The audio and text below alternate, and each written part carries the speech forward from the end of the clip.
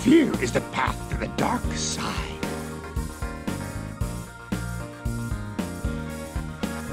Only one man remains faithful to the principles of free market and small government, to the Constitution and to personal freedom, to defending the nation without being the world's police force. Only one. You know who he is. Ron Paul. Well, there's only one person that I like at all, and that's Ron Paul. Ron Paul is the only candidate. Listen to Ron Paul. Ron Paul. Dr. Paul is exactly right. Ron Paul's the only one. Ron Paul gets up, and it's like a Twilight Zone episode. There's one sane man left in the world. Why is Ron Paul appealing to you? Well, he wants to get out of these wars overseas. He wants to bring the soldiers back.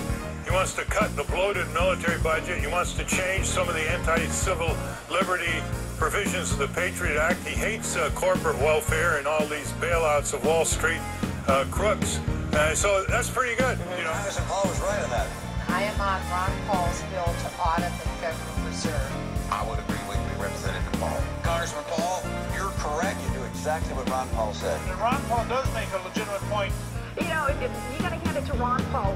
His values have been in line with the Tea Party since, well, that's before there was a Tea Party. By what moral right do we have to create purchasing power out of thin air? Which is an issue he's been pioneering for, I guess, 30 years now. Is it any more moral to dilute the value of your purchasing power with the money you hold in your wallet than it is for the farmer to dilute the milk supply with water? I would say there's an issue of morality here just as strong as the issue of power. Allowed our nation to be overtaxed, overregulated, and overrun by bureaucrats. The founders would be ashamed of us for what we're putting up with. Ron Paul, I think, has hit the nail on the head. If Mr. Paul was in our leadership, we would have more friends around the world. Fidelity to the Constitution is a minimal requirement in a candidate for the presidency.